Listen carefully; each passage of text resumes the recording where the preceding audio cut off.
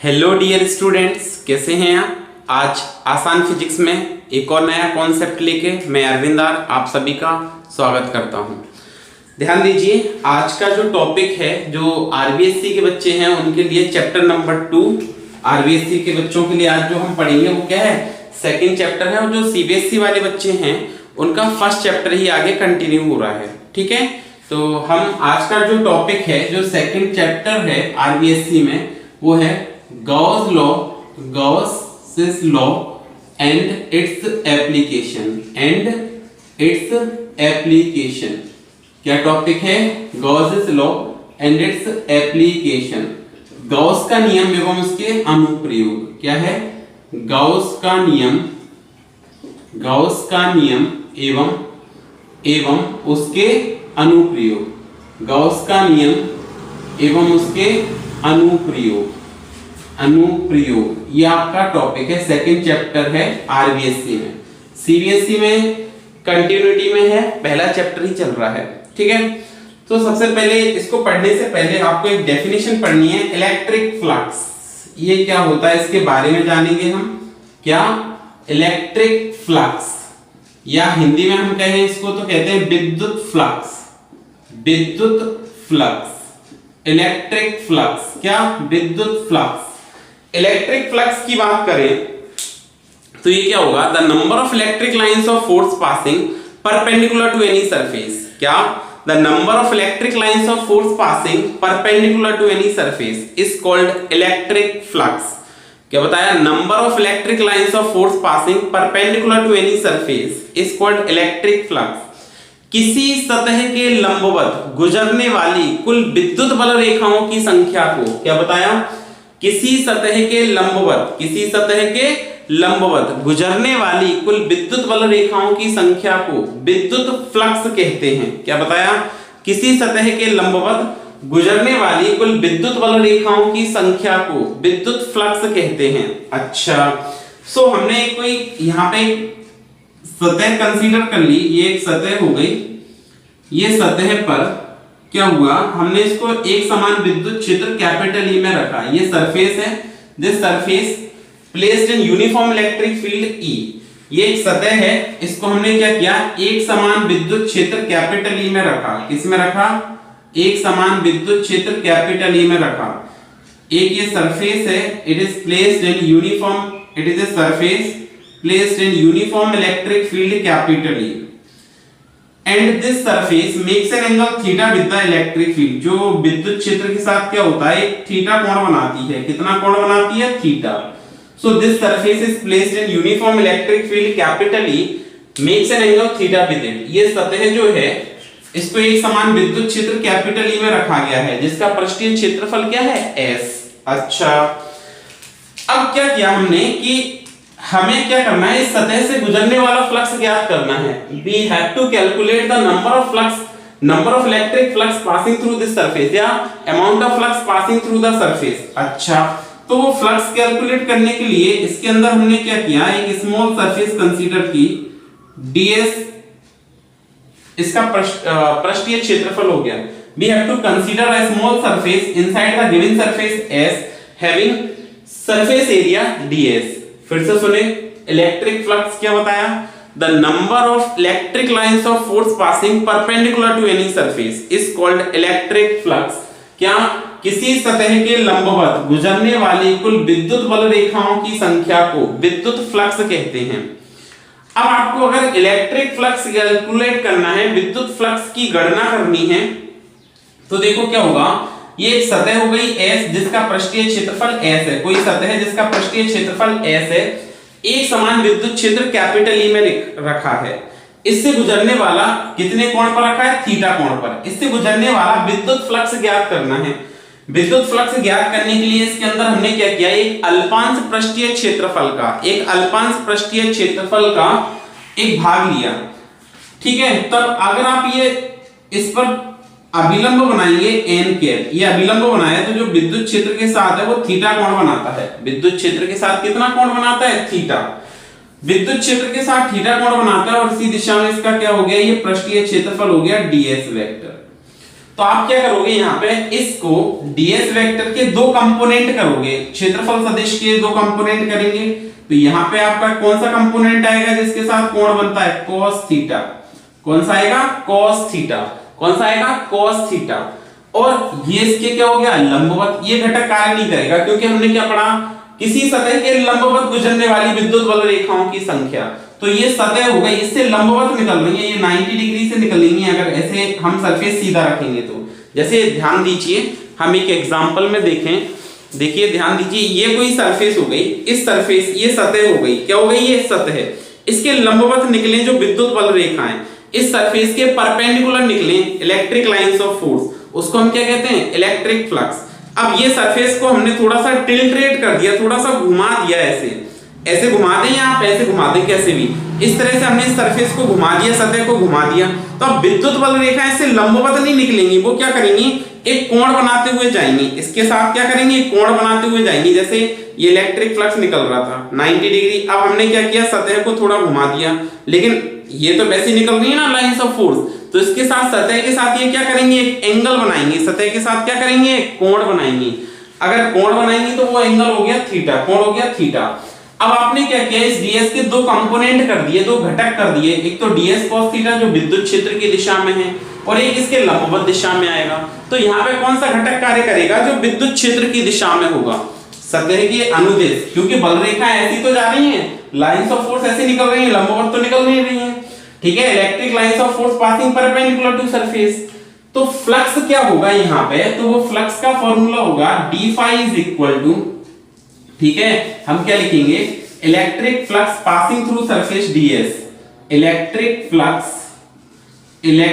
Flux passing through surface, flux passing through surface, passing through surface ds surface से कितना flux निकलेगा, तो आप क्या लिखेंगे, d phi is equal to विद्युत क्षेत्र कितना है E और इंटू ds cos थीटा, क्षेत्रफल सदिश का घटक। अब आपने यहाँ पे जो लिखा, तो वो लिखा d phi is equal to E ds cos theta, d phi is equal to क्या आ गया, E ds cos theta. Electric flux passing through small element ds, अल्पांश पृष्ठीय क्षेत्रफल ds से गुजरने वाला विद्युत फ्लक्स आ गया ये, ठीक है। अब लेकिन मैं चाहता हूं कि इस पूरी सतह से कितना फ्लक्स निकल रहा है, हमको ये कैलकुलेट करना है। We have to calculate the total electric flux passing through this whole surface, we have to calculate the electric flux passing through this surface. तो आपको क्या करना पड़ेगा, यहाँ पे इंटीग्रेट करना पड़ेगा, क्या करना पड़ेगा, इंटीग्रेट करना पड़ेगा। अच्छा, सो टोटल इलेक्ट्रिक फ्लक्स क्या आ जाएगा, electric flux, total flux passing through surface S, total flux passing through surface S, passing through surface S, संपूर्ण सतह S से, पासिंग थ्रू सरफेस S, संपूर्ण सतह S से गुजरने वाला कुल फ्लक्स चाहिए, तो यह जाएगा d phi, ठीक है, इज इक्वल टू, अब ये पृष्ठ है तो पृष्ठीय समाकलन होगा यहाँ पे E ds cos थीटा, ठीक है, E ds cos थीटा। अब इसका टोटल सरफेस कितना कंसीडर किया आपने, इस पूरा सतह क्या है, इसका पृष्ठीय क्षेत्रफल क्या है, S है, पृष्ठीय क्षेत्रफल क्या है, S है, तो आपका क्या जाएगा, phi is equal to E constant हो गया, पृष्ठीय क्षेत्रफल S हो गया, cos theta, E cos theta बाहर निकाल दोगे तो ds का पृष्ठीय क्षेत्रफल S होगा, क्योंकि आपने यहाँ पे S माना है सतह का क्षेत्रफल। जैसे मान लो ये बेलन हो गया, ये कैसा आकार का है, बेलन आकार है, और मैं कहूं इस सतह से फ्लक्स कितना निकलेगा, तो आप इसको कहते हो वक्र पृष्ठ बेलन की, कर्व्ड सरफेस। कौन सी सरफेस कहते हो, कर्व्ड सरफेस। इसको क्या कहते हो, सर्कुलर सेक्शन, इसको भी क्या कहते हो, सर्कुलर सेक्शन। इसी प्रकार से इसकी जो सरफेस एरिया मानी है वो S है, तो जब इसका सरफेस इंटीग्रेशन करेंगे, पृष्ठीय समाकलन करेंगे, तो ds का S हो जाता, ds का क्या हो जाता, S। मान लो कि आपने ये बेलन ले लिया एक, और मैं कहूं यहां से लाइंस ऑफ फोर्स गुजर रही है, तो ये किससे निकल रही है, वक्र पृष्ठ से, तो आप पृष्ठीय क्षेत्रफल लिखते तो 2 पाई RH, बेलन का वक्र पृष्ठ पढ़ा होगा आपने, क्या लिखते 2 पाई RH, लेकिन यहाँ पे इस पूरी की पूरी सतह का पृष्ठीय क्षेत्रफल S है या सरफेस एरिया S है, तो ds का इंटीग्रेशन S हो जाता। तो ES cos थीटा, ये आपका क्या आ गया, इलेक्ट्रिक फ्लक्स आ गया, सतह से गुजरने वाला फ्लक्स आ गया। ये बात समझ में आ गई। बड़ी इंपॉर्टेंट बात है, इसको आपको ध्यान रखना है, बहुत ज्यादा काम की है, बहुत ज्यादा इंपॉर्टेंट है। Theta is the angle between electric lines of force and normal to the surface. Theta is the angle between electric lines of force और नॉर्मल टू द सरफेस। यहाँ पे थीटा विद्युत बल रेखाएं और अभिलंब के मध्य कोण है, विद्युत बल रेखाएं और अभिलंब के मध्य कोण है, बड़ा इंपॉर्टेंट बात है, ध्यान रखना। ये यहाँ थीटा विद्युत बल रेखाएं एवं अभिलंब के मध्य कोण है, where theta is the angle between electric lines of force and normal to the surface. Electric lines of force and normal to the surface, बहुत इंपॉर्टेंट बात है, याद रखना है ये आपको, ठीक है।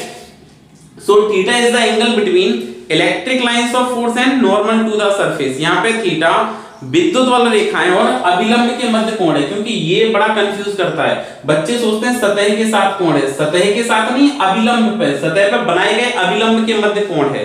सतह पर जो अभिलंब बना रहे हैं, कई बार वो सतह से आपको कंफ्यूज करेगा, तो आपको वो याद रखना है। Theta is the angle between electric lines of force and electric field lines and normal to the surface. यहाँ पे थीटा विद्युत बल रेखाएं या विद्युत क्षेत्र तथा विद्युत क्षेत्र और अभिलंब के मध्य कोण है। किस किस के मध्य कोण है, विद्युत क्षेत्र और अभिलंब के मध्य कोण है, ठीक है। तो ये बात आपको समझ में आ गई इतनी। अब देखते हैं हम इसके बाद आगे। इसके बाद देखो आगे लिखें तो जो इलेक्ट्रिक फ्लक्स है वो कैसी क्वांटिटी है, कैसी क्वांटिटी है, स्केलर। विद्युत फ्लक्स कैसी राशि है, अदिश राशि है। विद्युत फ्लक्स कैसी राशि है, अदिश राशि है। कैसी राशि है, अदिश राशि है। Electric flux is a scalar quantity, electric flux is a scalar quantity. लेकिन हम इसका वेक्टर फॉर्म लिखना चाहते हैं। कौन सा फॉर्म, वेक्टर फॉर्म। तो देखो वेक्टर फॉर्म क्या होगा इसका, वेक्टर फॉर्म, इसका हम लिख रहे हैं सदिश रूप। क्या लिख रहे हैं, सदिश रूप लिख रहे हैं। इसका क्या लिख रहे हैं, सदिश रूप, वेक्टर फॉर्म लिख रहे हैं। सदिश रूप लिखेंगे तो आपका ये आ जाएगा फाई इज इक्वल टू, अब cos थीटा आया है, cos थीटा, जब भी cos आ जाए तो कौन सा गुणा, डॉट गुणा। cos आ जाए तो कौन सा गुणनफल, डॉट गुणनफल, और sin आ जाए तो क्रॉस गुणनफल। तो यहां पे क्या होगा, E vector dot S vector, E vector dot S vector. ये याद रखना, ये याद रखना, क्योंकि जब दो सदिश राशियों का डॉट गुणनफल करते हैं तो राशि कैसी मिलती है, अदिश मिलती है। Scalar product of two vector quantity is always scalar, scalar product of two vector quantity is always scalar, या dot product of two vector quantity is a scalar, है ना। दो सदिश राशियों का डॉट गुणनफल अदिश होता है, तो इसलिए ये कैसी राशि है, अदिश राशि है। इसका हमने क्या लिखा, वेक्टर फॉर्म लिखा। फिर देखो इसके बाद हम बात करें इसके यूनिट की, इकाई की बात करें, इकाई की यूनिट की बात करें। इसकी यूनिट लिखेंगे आप तो फ्लक्स क्या होता है, फाई बराबर ES cos थीटा।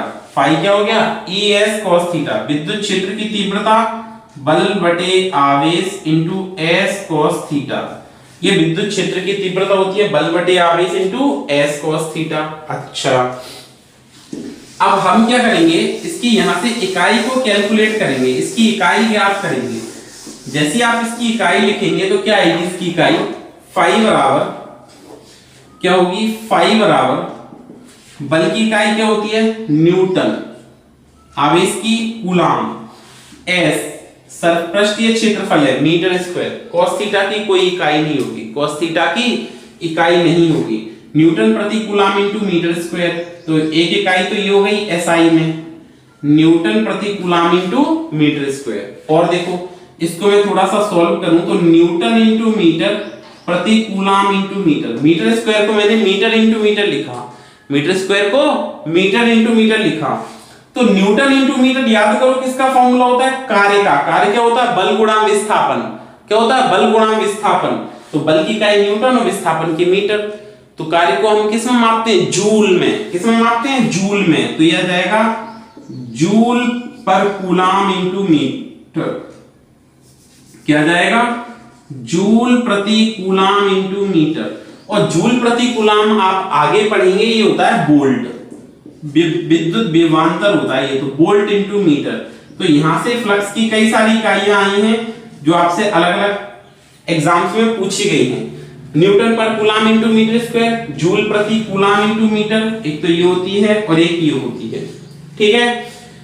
फिर अगर आप इसके फ्लक्स की विमा की बात करेंगे, किसकी बात करेंगे, विमा की बात करेंगे, विद्युत फ्लक्स की विमा बनानी है तो विमा कैसे बनाएंगे, फ्लक्स की इकाई फ्लक्स फाई बराबर ई एस कॉस थीटा, और ई क्या पढ़ा आपने, बल बटे आवेश, तो F upon Q into S cos theta. अब आप देखें कि बल की विमा क्या होती है, तो बल की विमा होगी एम एल टी माइनस 2, आवेश की क्या होती है ए टी, और पृष्ठीय क्षेत्रफल की एल स्क्वायर, ठीक है। गुणा करते हैं तो विमा बन जाएगी आपकी फाइनली, गुणा करें आप तो एम एल स्क्वायर और एल का गुणा करेंगे तो एल क्यूब, टी माइनस 3, ये टी ऊपर गया तो ए माइनस 1, ये इसकी हमने क्या बना दी, विमा बना दी। तो ये आपकी इकाई हो गई विद्युत फ्लक्स की, और विमा हो गई, यूनिट हो गई और डायमेंशन हो गई। It is a unit and dimension of electric flux, ये समझ आ गया। अच्छा, अब दो बड़ी इंपॉर्टेंट बातें फ्लक्स के लिए जो आपको याद रखनी है, जो मैंने कह रहा था अभी कंफ्यूजन क्रिएट करेंगे, ये पॉज करके वीडियो आप ये सारी चीजें नोट करते जाएं, ठीक है। और आपको साथ साथ में नोट्स भी बनाते जाना है, जो भी चैप्टर्स हैं उन चैप्टर्स के क्या करना है, साथ में नोट्स बनाते जाना है। ये सेकंड चैप्टर आरबीएससी का स्टार्ट हो गया, तो आपको क्या करना है, यहां से इस चैप्टर का नाम लिख के साथ साथ में इसके नोट्स भी फॉर्म करते जाने हैं। तो ये इसकी यूनिट हो गई, डायमेंशन हो गई, ठीक है। अब दो बड़े इंपॉर्टेंट पॉइंट्स हैं इसके जो आपको याद रखने हैं, क्या है वो दोनों इंपॉर्टेंट पॉइंट। तो देखो, पहला पॉइंट है कि whenever electric flux passing perpendicular to any surface, when electric lines of force passing perpendicular to any surface, then क्या पढ़ा, electric lines of force passing perpendicular to any surface, या electric field is perpendicular to any surface, ऐसे भी कह सकते हैं, क्योंकि count of electric lines of force किसको रिप्रेजेंट करता है, इलेक्ट्रिक फील्ड को। तो हम क्या कहेंगे, whenever the electric field is perpendicular to any surface, जब विद्युत क्षेत्र किसी सतह के लंबवत गुजरता हो, विद्युत क्षेत्र किसी सतह के लंबवत गुजरता हो। अब जैसे आपने लंबवत सुना तो आप क्या लिखोगे, थीटा बराबर 90 डिग्री। गलत है, गलत है। ये क्या बताया कि when electric lines of force passing perpendicular to any surface, तो थीटा कितना बनेगा, 0 डिग्री। जब विद्युत बल रेखाएं किसी सतह के लंबवत गुजरती हैं तो थीटा, या विद्युत क्षेत्र किसी सतह के लंबवत गुजरता है तो थीटा कितना होगा, 0 डिग्री। अब आप सोच रहे होंगे लंबवत कह रहे हो, 0 डिग्री कैसे बना, ध्यान दो जरा। ये क्या होगी, सरफेस, ये क्या है, एक सतह होगी। इस सरफेस पे electric lines of force passing, क्या कह रहा हूं मैं, परपेंडिकुलर टू सरफेस। तो electric lines of force passing perpendicular to surface, तो इस सरफेस की परपेंडिकुलर हो गई ना लाइंस ऑफ फोर्स, इस सतह के कैसे हो गई, लंबवत हो गई। इस सतह के विद्युत बल रेखाएं सतह के कैसे हो गई, लंबवत हो गई। अच्छा, विद्युत बल रेखाएं क्या हो गई, सतह के लंबवत हो गई। अब अगर मैं इस सतह पे अभिलंब भी बनाना चाहता हूं, तो अभिलंब भी तो सतह पे ऐसे ही बनाओगे आप, सतह पे अभिलंब भी तो ऐसे ही बनाओगे। तो देखो, एक आपका विद्युत बल रेखा हो गई और एक अभिलंब हो गया सतह पे, दोनों एक दूसरे के कैसे जा रहे हैं, समांतर। एक विद्युत बल रेखा, मैं कह रहा हूं ये विद्युत बल रेखा हो गई और ये सतह पर अभिलंब हो गया। तो अभिलंब और विद्युत बल रेखाओं के बीच में कोण कितना है, 0 डिग्री है। कंफ्यूज कर दिया उसने, मैंने पहले बताया था, आप जो फॉर्मूला लिखते हो फाई बराबर E S cos theta, phi बराबर क्या लिखते हो आप, ई एस कॉस थीटा। तो आपको बताया था theta is the angle between normal to the surface and electric field, theta is the angle between electric field and normal to the surface. Theta हमेशा विद्युत क्षेत्र की तीव्रता और अभिलंब के मध्य कोण है, विद्युत क्षेत्र की तीव्रता और अभिलंब के मध्य कोण है, सतह के मध्य कोण नहीं है। तो लेकिन कंफ्यूज कर दिया उसने, लैंग्वेज देखो क्या कहा, विद्युत बल रेखाएं किसी सतह के लंबवत गुजरती हैं। तो विद्युत बल रेखाएं या विद्युत क्षेत्र भी कह सकते हो, विद्युत क्षेत्र किसी सतह के लंबवत गुजरता है, ये हो गया लंबवत सतह के। लेकिन अभिलंब बनाएंगे इस सतह पर तो कैसा, इसी दिशा में तो बनेगा अभिलंब, इस दिशा में बनेगा अभिलंब, तो कोण कितना हो गया, 0 डिग्री। तो यहां पे याद रखना स्पेशली, जब भी आपसे कहें कि विद्युत बल रेखाएं किसी सतह के समांतर गुजरती हैं, सतह के कैसे गुजरती हैं, सॉरी सतह के कैसे गुजरती हैं, लंबवत, तो थीटा 0 डिग्री है। तो आप फ्लक्स कैलकुलेट करोगे ES cos 0, और cos 0 की वैल्यू क्या होती है 1, तो फ्लक्स आ जाएगा ES। फ्लक्स क्या आ जाएगा ES। दूसरा क्या है, विद्युत बल रेखाएं किसी सतह के समांतर गुजरती हैं, तो थीटा क्या है 90 डिग्री। ऐसा केवल फ्लक्स में ही होता है, ये ध्यान रखना, ये फ्लक्स में ही है, क्योंकि वो सतह से कह रहा है। क्या कह रहा हूं, विद्युत बल रेखाएं किसी सतह के समांतर गुजरती हैं। विद्युत बल रेखाएं किसी सतह के कैसे गुजरती हैं, समांतर गुजरती हैं। समांतर गुजरेंगी तो थीटा क्या हो जाएगा 90 डिग्री। समांतर गुजरेंगी तो थीटा क्या हो जाएगा 90 डिग्री। अच्छा, कैसे हुआ ये विद्युत बल रेखाएं हैं या विद्युत क्षेत्र है, ये विद्युत क्षेत्र है सतह के, कैसे हो गए ये विद्युत क्षेत्र समांतर। ये विद्युत क्षेत्र सतह के कैसे हो गया समांतर। विद्युत क्षेत्र सतह के कैसे हो गया समांतर। देखो ये सतह हो गई, समांतर जा रही है रेखाएं ऐसे, तो विद्युत क्षेत्र सतह के समांतर है। अब अभिलंब बनाओ तो ऐसे ही तो बनेगा सतह पे। तो विद्युत क्षेत्र और अभिलंब के मध्य कोण कितना बना 90 डिग्री। कितना बना 90 डिग्री। आपसे क्या कहें, when electric lines of force passing parallel to any surface, कैसे पास हो parallel to any surface, then angle between them is theta is 90 degree. क्यों, because lines of force तो parallel है surface के, लेकिन normal to the surface ऐसे बनाओगे आप। so both are perpendicular to each other, both are perpendicular to each other। तो ये बात समझ में आई। थीटा यहाँ पे आपका कितना बना 90 डिग्री बना। कितना बना 90 डिग्री बना। अच्छा 90 डिग्री बना तो आप क्या फॉर्मूला लिखोगे, फाई बराबर ES cos 90, और cos 90 की वैल्यू क्या होती है 0। cos 90 की वैल्यू 0, तो फ्लक्स कितना 0। cos 90 की वैल्यू 0, तो फ्लक्स कितना 0। समझ आया। अच्छा, फिर देखो इसके बाद हम बात करते हैं टाइप्स ऑफ इलेक्ट्रिक फ्लक्स, विद्युत फ्लक्स के प्रकार। नेक्स्ट टॉपिक क्या है, types of electric flux. Types of electric flux, विद्युत फ्लक्स के प्रकार। तो हमने लिखा types of electric flux, types of electric flux, विद्युत फ्लक्स के प्रकार। तो विद्युत फ्लक्स कितने प्रकार का होता है, दो प्रकार का। विद्युत फ्लक्स कितने प्रकार का, दो प्रकार का। Electric flux can be divided into two types. Electric flux is divided into two types. पहला क्या है, पॉजिटिव फ्लक्स, धनात्मक विद्युत फ्लक्स। क्या है पहला, पॉजिटिव फ्लक्स, धनात्मक फ्लक्स। धनात्मक क्या होता है, जब विद्युत बल रेखाएं किसी सतह से बाहर की ओर निकलती हैं।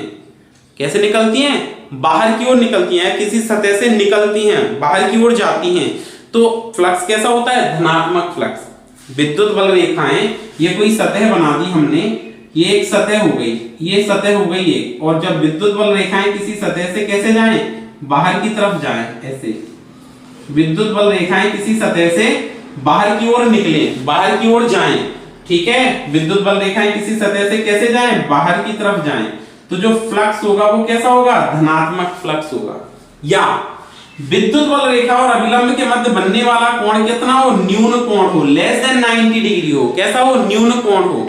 क्या दो कंडीशन पढ़ी आपने, जब विद्युत बल रेखाएं किसी सतह से बाहर की ओर निकलती हैं, या विद्युत बल रेखा और अभिलंब के मध्य बनने वाला कोण न्यून कोण हो। कैसा हो, न्यून कोण हो, तो फ्लक्स कहलाता आपका धनात्मक फ्लक्स। क्या बताया, whenever electric lines of force passing outward to the any surface। कैसे, electric lines of force are outward to any surface. Outward का मतलब बाहर की तरफ। Electric lines of force are outward to any surface, और angle between electric lines of force and normal to the surface is acute angle.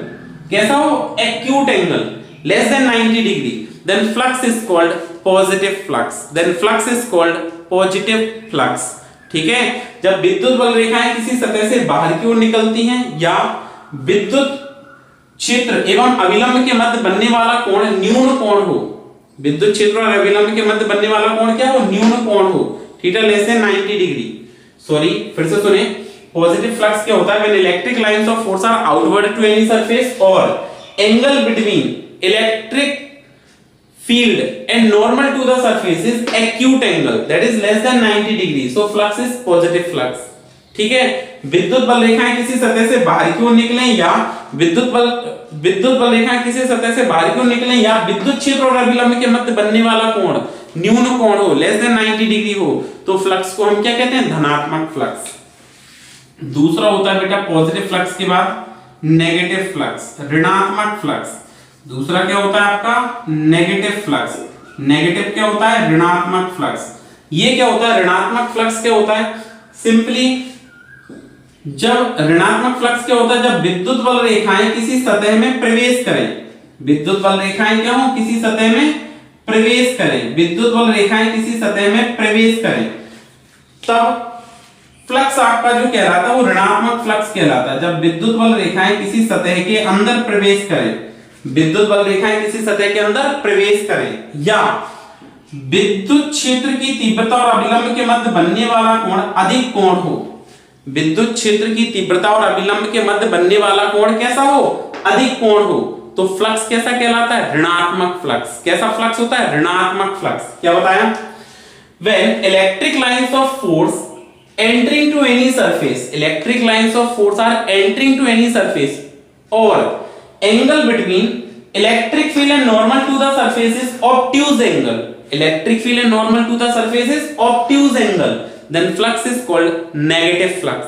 जब विद्युत बल रेखाएं किसी सतह के अंदर प्रवेश करें एवं विद्युत क्षेत्र की तीव्रता और अभिलंब के मध्य बनने वाला कोण अधिक कोण हो, तो फ्लक्स कैसा कहलाता है आपका ऋणात्मक फ्लक्स। एक तीसरा पॉइंट आपको नोट करके लिखना पड़ेगा, नोट करके लिखना पड़ेगा, वो क्या है नोट पॉइंट, कि जब विद्युत क्षेत्र की तीव्रता और अभिलंब के मध्य बनने वाला कोण समकोण हो, विद्युत क्षेत्र की तीव्रता और अभिलंब के मध्य बनने वाला कोण समकोण हो, या विद्युत क्षेत्र की तीव्रता और अभिलंब एक दूसरे से 90 डिग्री पर हो, तब जो विद्युत फ्लक्स का मान है वो होता है शून्य। विद्युत फ्लक्स का मान क्या होता है शून्य। Whenever electric field lines and normal to the surface are at 90 degree, both are perpendicular to each other. When electric lines of force and normal to the surface is perpendicular to each other, then flux passing through the surface is zero। ध्यान रखना मैं normal कह रहा हूं, normal कह रहा हूं, surface के साथ नहीं कह रहा हूं। मैं ऐसे कहूं electric lines of force passing perpendicular to any surface तो जीरो, सरफेस की बात करूं, और मैं कहूं electric lines of force makes an angle 90 degree with the normal, तो 90 डिग्री ही है क्योंकि मैं नॉर्मल से बात कर रहा हूं। मैं कहूं विद्युत क्षेत्र की तीव्रता और अभिलंब एक दूसरे के लंबवत हैं तो 90 डिग्री ही बनेगा। मैं कहूं विद्युत क्षेत्र जो सतह है उसके लंबवत है तो 0 डिग्री बनेगा। ध्यान रखना इस बात का, तो ये 0। तो देखो 3 हो गया। इसमें फ्लक्स कैसा है आपका पॉजिटिव है, धनात्मक है। यहां कैसा था फ्लक्स आपका नेगेटिव है, ऋणात्मक है, और इधर कितना हो गया 0।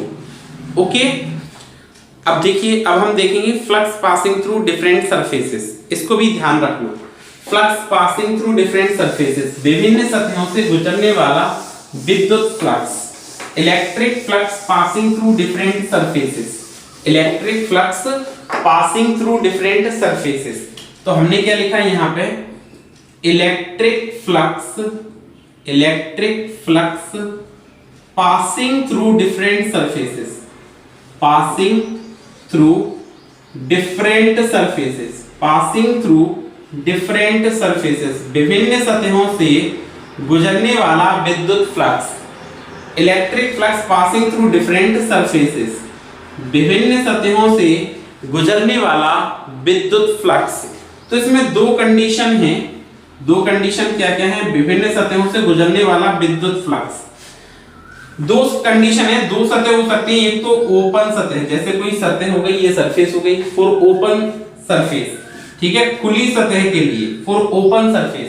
ओपन सरफेस के लिए कुछ नहीं, सिंपल फ्लक्स कैसे गुजरेगा, समाकलन d फाई, टोटल फ्लक्स क्या होगा समाकलन d फाई, या आप क्या लिख सकते हैं समाकलन, अगर पृष्ठ है तो पृष्ठीय समाकलन E vector dot ds vector, ये फ्लक्स आ जाएगा। ये ओपन सरफेस की बात कर रहे हैं, क्या फाई इक्वल टू पृष्ठीय समाकलन d फाई, तो यहाँ पे आपने समाकलन किया E डॉट ds। अगर आप ऐसे भी लिख सकते हो E ds cos थीटा, क्या लिख सकते हो, या आप ऐसे भी लिख दें, और सरफेस इंटीग्रेशन डॉट हटाएंगे तो E ds cos थीटा। ये ओपन सरफेस के लिए, खुली सरफेस के लिए हो गया। For close surface, second condition क्या है, for close surface, open surface से तो हम ऐसे कैलकुलेट कर सकते हैं। अब अगर कोई क्लोज सरफेस है, क्या है क्लोज सरफेस है, तो क्लोज सरफेस से कैलकुलेट करने के दो तरीके हैं। क्लोज सरफेस से जो फ्लक्स कैलकुलेट कर सकते हैं वो दो तरीके से होता है, दो मेथड होते हैं क्लोज सरफेस से फ्लक्स कैलकुलेट करने के लिए। पहला मेथड तो यही है कि आप फ्लक्स लिखें फाई और इसका सरफेस इंटीग्रेशन करें, close integration. Close integration, close integration का मतलब ये एक क्लोज सरफेस हो गई। ये कैसी सरफेस हो गई? ये क्लोज सरफेस हो गई, क्योंकि ये कर्व्ड सरफेस भी है, ये सर्कुलर है, ये भी सर्कुलर है, तो कैसी हो गई? क्लोज सरफेस हो गई। कैसी सरफेस हो गई? क्लोज सरफेस हो गई। तो एक तो आप क्या करेंगे, phi equal to close surface integration of E dot ds। एक तरीका तो ये है, close surface integration of E dot ds ऐसे कैलकुलेट कर सकते हैं। ये ओपन सरफेस के लिए, ये क्लोज सरफेस के लिए, देखो ये क्लोज सरफेस है, ठीक है। अब दूसरा तरीका ये है कि फाई इक्वल टू आप डायरेक्ट 1/ε0 इनटू सिग्मा क्यू, मतलब जो भी फ्लक्स होगा किसी सतह से गुजरने वाला फ्लक्स, उसके अंदर उपस्थित कुल आवेश के 1/ε0 गुना होता है। The number of the total electric flux passing through any closed surface, the total amount of electric flux passing through any surface is 1/ε0 times to the charge present inside the closed surface, to the charge present inside the closed surface। ये समझ आया? तो ये आगे आप पढ़ोगे, इसको अपन कहते हैं गॉस की प्रमेय। गॉस की प्रमेय, गॉसेस थ्योरम, गॉस थ्योरम, ये गॉस थ्योरम से है और ये फ्लक्स की डेफिनेशन से है, ये इसकी डेफिनेशन से है, फ्लक्स की डेफिनेशन से। लेकिन अगर सरफेस ओपन है, ओपन सरफेस है, तो फ्लक्स केवल एक ही तरीका है कैलकुलेट करने का, by definition of electric flux. For open surface किससे कैलकुलेट करेंगे? By definition of electric flux. विद्युत फ्लक्स की परिभाषा से ही इसको हम क्या कर सकते हैं, इसकी गणना कर सकते हैं, इसको कैलकुलेट कर सकते हैं, ठीक है। ये दो मेथड हो गए, ये समझ आ गया? अच्छा, अब देखिए नेक्स्ट टॉपिक जो है कैलकुलेशन ऑफ इलेक्ट्रिक फ्लक्स। एक मेथड बताते हैं आपको कि फ्लक्स हम एक्चुअली कैलकुलेट करते कैसे हैं, ठीक है। विद्युत फ्लक्स की किसी सतह से गणना करते कैसे हैं, ठीक है।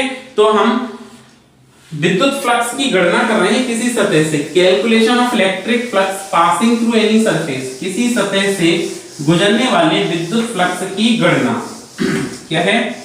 किसी सतह से गुजरने वाले विद्युत फ्लक्स की गणना, इसको करते हैं, क्या है? किसी सतह से गुजरने वाले विद्युत फ्लक्स की गणना। अच्छा, तो किसी सतह से गुजरने वाले विद्युत फ्लक्स की गणना करते हैं, ध्यान दीजिए। ये हमने calculation of flux from unsymmetric body ऐसे लिख दिया, calculation of flux from unsymmetric body, from unsymmetric body, असममित सतह से गुजरने वाला विद्युत फ्लक्स। अनसिमेट्रिक बॉडी, असममित सतह से गुजरने वाला विद्युत flux, electric flux from unsymmetric body, असममित सतह से। तो ये हमने क्या किया, एक असममित सतह बना दी, माना ये एक असममित सतह है, इसको हमने क्या किया, एक समान विद्युत क्षेत्र कैपिटल ई में रखते हैं। इस सतह को एक समान विद्युत क्षेत्र किस में रखते हैं? ई में रखते हैं। माना एक सतह है जिसका पृष्ठीय, माना एक असममित सतह है, पहले हिंदी में समझा देता हूं। माना एक असममित सतह है जिसका पृष्ठीय क्षेत्रफल s है। इस असममित सतह से गुजरने वाला विद्युत फ्लक्स हमको ज्ञात करना है। इस असममित सतह से गुजरने वाला विद्युत फ्लक्स ज्ञात करने के लिए इस सतह को कई सारे छोटे छोटे अवयवों में हम बांट सकते हैं। ऐसे कई सारे छोटे छोटे अल्पांशों में, कई सारे छोटे छोटे अवयवों में हम इसको विभाजित कर सकते हैं, इसको डिवाइड कर सकते हैं। ऐसे कर दिया, इस तरह से छोटे छोटे भागों में हमने अल्पांशों में डिवाइड कर दिया, ठीक है। Consider unsymmetric body, we have to calculate electric flux passing through this unsymmetric body, then this unsymmetric body having surface area s, so to calculate the electric flux passing through its surface, then it is divided into large number of small element, like this. It is divided into large number of small element. Okay, this surface can be divided into large number of small element. कई सारे छोटे छोटे अवयवों में बांट दिया। We have to consider any small element या nth small element having surface area dSi and electric field on that surface is EI vector या E vector. Electric field on their surface is E vector. ठीक है, इसकी direction में ही आपका ये DSI vector होगा, same direction में होंगे। ये बात समझ में आ गई आपको? फिर से ध्यान दें, ये इलेक्ट्रिक फील्ड है और ऐसा करिए, चलिए सेम डायरेक्शन में तो नहीं, यहाँ पे एक एंगल बन रहा है, आप इसका एंगल ले लीजिए। यहाँ पे सरफेस पर ये इलेक्ट्रिक फील्ड है, इस सरफेस पर हमने यहाँ पे नॉर्मल ड्रॉ कर दिया n कैप, और सेम डायरेक्शन में आपका DSI वेक्टर हो जाएगा। ये ठीक है, ये एंगल बना आपका थीटा। तो हमने क्या किया, एक असममित सतह है, इस असममित सतह का पृष्ठीय क्षेत्रफल S है जो विद्युत क्षेत्र E में रखी हुई है, एक समान विद्युत क्षेत्र E में रखी हुई है, कितने कोण पर? थीटा कोण पर। अच्छा, अब इस असममित सतह से हमको कुल विद्युत फ्लक्स ज्ञात करना है। तो इस असममित सतह को कई सारे छोटे छोटे अल्पांशों में, छोटे छोटे अवयवों में विभाजित कर देते हैं। उसमें से हमने एक छोटा सा अवयव लिया जिसका पृष्ठीय क्षेत्रफल DSI है, ठीक है, जो विद्युत क्षेत्र E में रखा हुआ है। तब इस अल्प सतह से गुजरने वाला विद्युत फ्लक्स की अगर मैं गणना करूं तो आप क्या लिखेंगे? डेल्टा फाई, ठीक है, आप इसको डेल्टा SI भी लिख सकते हैं इस कंडीशन में। तो हमने लिखा डेल्टा फाई बराबर क्या लिखेंगे आप? E vector dot delta SI vector, equation number first. ये एक सतह से निकलने वाला फ्लक्स हो गया। क्या? We have to calculate electric flux passing through this unsymmetric body having surface area as this. So this unsymmetric body is placed in uniform electric field E vector. ये पहले से रखी है, it is placed in uniform electric field E vector. Then to calculate total flux passing through this unsymmetric body, then it is divided into large number of small element, and we have to calculate electric flux passing through any small element having surface area delta SI vector. This element is so very small, tends to 0. ये बहुत छोटे छोटे अवयव हैं। तो इतना आ गया एक सरफेस के लिए। तो मैं कहूं इस पूरे सरफेस के लिए टोटल फ्लक्स क्या होगा? तो total flux passing through this whole surface. तो ये जितने भी छोटे छोटे आपने एलिमेंट बनाए हैं, इन सबका क्या कर दें? अलजेब्रिक सम कर दें, अलजेब्रिक सम कर दें। कुल फ्लक्स ज्ञात करना है इससे, तो हम इन सभी छोटे छोटे अल्पांशों का क्या कर दें? बीजगणितीय योग कर दें। बीजगणितीय योग करने का मतलब है सिग्मा डेल्टा फाई आई और डेल्टा फाई आई। अब आपने यहां पे क्या लिखा, इसकी वैल्यू लिखी, तो ये टोटल आ जाएगा sigma E vector dot delta SI vector, और यहां पे आप क्या लिखेंगे? I इक्वल टू 1 से लेके I इक्वल टू n। ये आपका टोटल फ्लक्स आ गया। एक मेथड तो ये है, बट ये मेथड प्रैक्टिकली पॉसिबल नहीं होता है, प्रैक्टिकली हम इसको अप्लाई नहीं करते हैं। तो दूसरा मेथड क्या है? दूसरा मेथड ये है कि हमने ये सरफेस एरिया का DSI कंसीडर किया। एक तरीका तो ये है अलजेब्रिक सम वाला। दूसरा तरीका क्या है? इसको स्मॉल एलिमेंट को DSI कंसीडर किया, इसका सरफेस एरिया क्या है? DSI।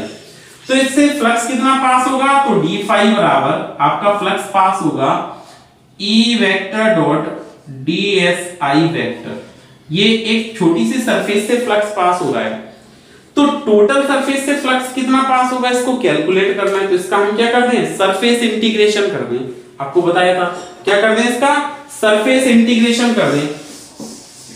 Total flux passing through whole surface, इस पूरी सतह से कुल कितना फ्लक्स पास होगा ये ज्ञात करने के लिए हमने जो छोटी सी सतह का फ्लक्स निकाला है, इसका पृष्ठीय समाकलन कर दें, सरफेस इंटीग्रेशन कर दें।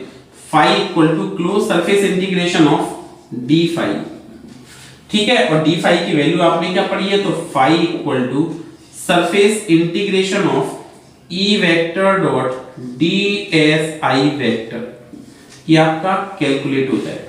अब जैसी सरफेस है उसके हिसाब से आप इसको सॉल्व कर सकते हो, ठीक है। ये एंगल थीटा है तो वो भी आपको गिवन होगा। तो इस तरह से हम किसी सरफेस से जो फ्लक्स पास होता है उसको कैलकुलेट कर सकते हैं, ठीक है। किसी सरफेस से कितना फ्लक्स पास होता है उसको कैलकुलेट कर सकते हैं। ये समझ आ गया आपको, ठीक है। अब देखो इसका मैं एक प्रैक्टिकल एप्लीकेशन बताता हूं कि कैसे, एक क्वेश्चन से आपको इसका एक प्रैक्टिकल एप्लीकेशन बताता हूं कि हम इसको कैलकुलेट करेंगे कैसे। तो देखो प्रैक्टिकल एप्लीकेशन देखें कि इससे कैसे कैलकुलेट कर सकते हो आप, ठीक है। प्रैक्टिकल एप्लीकेशन देखते हैं इसका कि कैसे कैलकुलेट कर सकते हैं हम। तो आपको एक क्वेश्चन है, prove that net flux passing through given figure, net flux passing through given figure, passing through given figure is zero. ठीक है, सिद्ध कीजिए कि दिए गए चित्र से गुजरने वाला विद्युत फ्लक्स शून्य है। सिद्ध कीजिए कि दिए गए चित्र से गुजरने वाला विद्युत फ्लक्स शून्य है। अच्छा, तो आपकी ये सरफेस हो गई, ये एक सरफेस हो गई जो आपको गिवन है डायग्राम में, मतलब क्वेश्चन में, सॉरी नॉट डायग्राम, क्वेश्चन में गिवन है ये सरफेस, आपको ये सरफेस दी गई है। ये सरफेस जो है वो इलेक्ट्रिक फील्ड में है और इसकी इलेक्ट्रिक फील्ड हो गई आपकी ई। ये जो सरफेस है वो ई वेक्टर इसकी इलेक्ट्रिक फील्ड में रखी हुई है।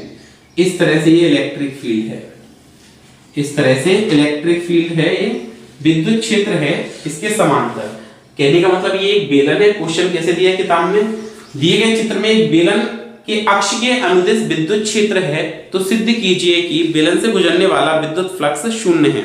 ठीक है, कैसे question in the given figure, sorry, whenever a cylinder is placed, electric field is along the axis of cylinder, then prove that the total flux passing through the surface is zero.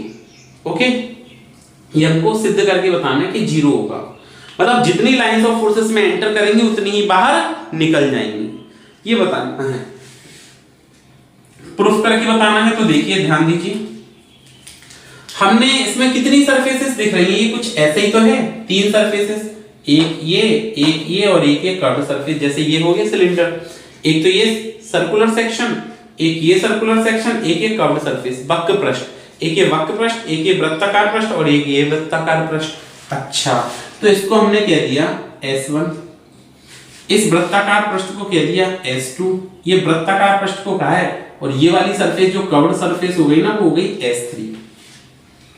अब हमने क्या बताया था, किसी से विद्युत flux कितना गुजरता है ये ज्ञात करने के लिए उसको हम क्या करें, उस पर एक अल्पांश ले लें छोटा सा। तो हमने इस पर एक छोटा सा अल्पांश ले लिया ऐसे, इसका हमने पृष्ठीय क्षेत्रफल ds1 कंसीडर किया है। दूसरा सरफेस ये लिया, दूसरा सरफेस भी हमने क्या किया, इसका अल्पांश लिया, तो इसका पृष्ठीय क्षेत्रफल आपने कह दिया ds2, और तीसरा अल्पांश ये लिया, यहाँ पे तीन छोटे छोटे अल्पांश ले लिए, तीन पृष्ठ हैं तो इसका पृष्ठीय क्षेत्रफल मैंने कह दिया ds3। ठीक है, अच्छा, अब आपने जो फॉर्मूला पढ़ा था, अभी तो हम flux by definition of flux calculate कर रहे हैं, तो आपने फॉर्मूला पढ़ा था कि eds cos थीटा, और थीटा किस किस के बीच में एंगल है, electric field and normal to the surface. जो विद्युत फ्लक्स का सूत्र पढ़ा था eds cos थीटा, और थीटा किस किस के बीच में कोण था, विद्युत क्षेत्र की तीव्रता और अभिलंब के बीच में। तो इस सतह पर आपने अभिलंब इधर बनाया n कैप, अरे सतह से अभिलंब हमेशा सतह से बाहर बनता है, ऐसे बाहर की ओर, बाहर की ओर, इस सतह पर बनाओगे बाहर की ओर, इस सतह पर बाहर की ओर, तो ये बाहर की ओर अभिलंब बन गया। ये इस सतह पे मैं कहूं अभिलंब बनाओ तो बाहर की ओर n कैप इस वाली सतह पे, और इस पर बनाऊं तो बाहर की ओर, सॉरी इस सतह पर अभिलंब मैं कहूं नॉर्मल बनाओ तो ये आउटवर्ड टू द सरफेस, बाहर की ओर बनेगा ये n कैप, ये तीन अभिलंब हो गए। अच्छा, अब हमको इससे फ्लक्स कैलकुलेट करना है, क्या कैलकुलेट करना है, विद्युत फ्लक्स कैलकुलेट करना है। तो देखो सबसे पहले फ्लक्स पासिंग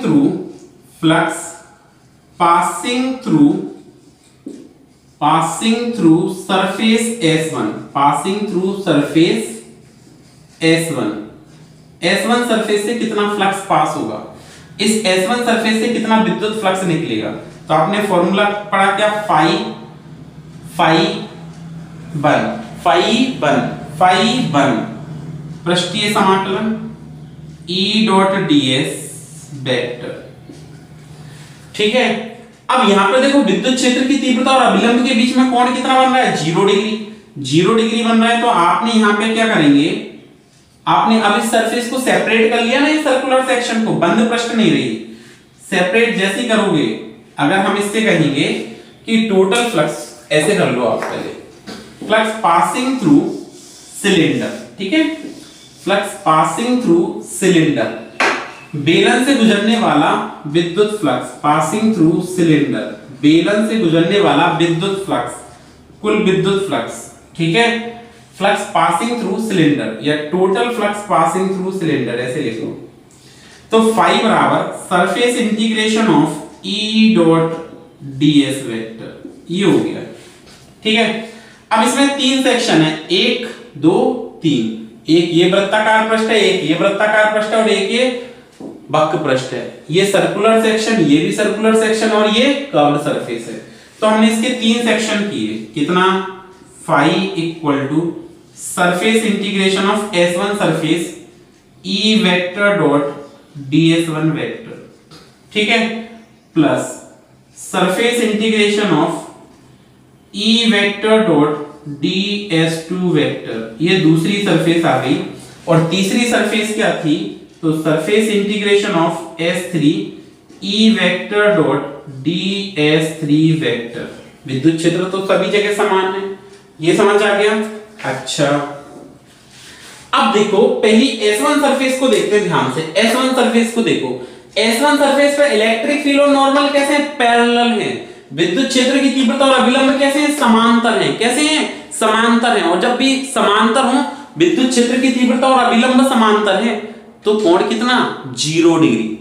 कोण कितना, 0 डिग्री। ये सतह है ना, विद्युत क्षेत्र ऐसे, अभिलंब भी ऐसे, तो कैसे हो गए, समांतर हो गए। तो कोण कितना, 0 डिग्री। तो हमने टोटल फ्लक्स कैलकुलेट करना है, तो फाई बराबर सरफेस इंटीग्रेशन ऑफ S1, आप क्या लिखेंगे, EdS1 cos 0, ठीक है, प्लस अब S2 सरफेस की बात करते हैं। S2 सरफेस पर देखो, ध्यान देना, लाइंस ऑफ फोर्स ऐसे जा रही हैं, ठीक है, विद्युत क्षेत्र ऐसे है इधर की तरफ, ये विद्युत क्षेत्र की दिशा हो गई, ये किसकी दिशा हो गई, इस सरफेस की बात करूं, इधर की तरफ विद्युत क्षेत्र है, अभिलंब बाहर की तरफ निकल रहा है, तो दोनों कैसे हो गए, प्रति समांतर। कैसे हो गए, प्रति समांतर। कोण कितना बना, 180 डिग्री। तो हमने लिखा EdS2 cos 180 डिग्री, प्लस तीसरी सरफेस को देखें, ये कर्व सरफेस है S3, तो आप क्या लिखेंगे, EdS3। अब एंगल, तो ये विद्युत क्षेत्र ऐसे जा रहा है और अभिलंब ऊपर बना है, तो दोनों में एंगल कितना, 90 डिग्री है। कितना है, 90 डिग्री, cos 90।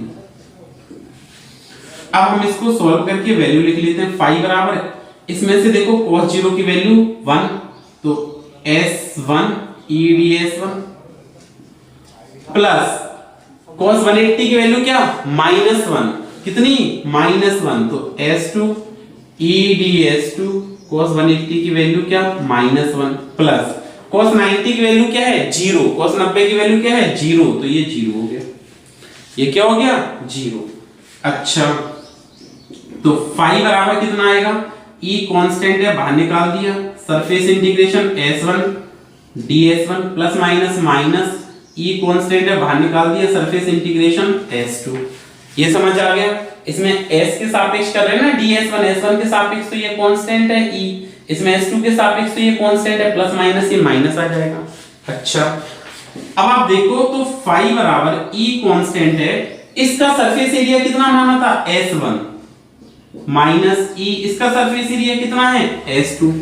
अब अगर एक ही सिलेंडर है, सममित सतह है, ये सिलेंडर है, बेलन है, तो जितना इसका सरफेस एरिया होगा उतना ही तो इसका सरफेस एरिया होगा। इन दोनों के सरफेस एरिया, इन दोनों के पृष्ठ, बेलनाकार पृष्ठ का क्षेत्रफल क्या होगा, समान होगा। इसके सर्कुलर सेक्शन का, जो सर्कुलर सेक्शन बन रहे हैं, जो वृत्ताकार सतह बन रही है, उन दोनों सतहों का क्षेत्रफल क्या होगा, समान। तो इसका मतलब ये है, एक ही बेलन है ना, तो S1 बराबर होना चाहिए S2 के, और अगर ये बराबर है तो फ्लक्स फाई बराबर ES1 माइनस ES1, तो घटा दो तो 0। तो फ्लक्स, किसी भी सतह से गुजरने वाला फ्लक्स हमेशा क्या होगा, शून्य होगा। अगर आप कोई सतह विद्युत क्षेत्र में रखते हैं, तो जितना फ्लक्स उसमें प्रवेश करेगा, जितनी बल रेखाएं प्रवेश करेंगी उतनी ही बाहर निकलेंगी, तो कुल फ्लक्स क्या होगा, शून्य होगा। तो ठीक है, तो पढ़ते रहिए, सुरक्षित रहिए। आसान फिजिक्स को लाइक कीजिए, शेयर कीजिए, सब्सक्राइब कीजिए। धन्यवाद।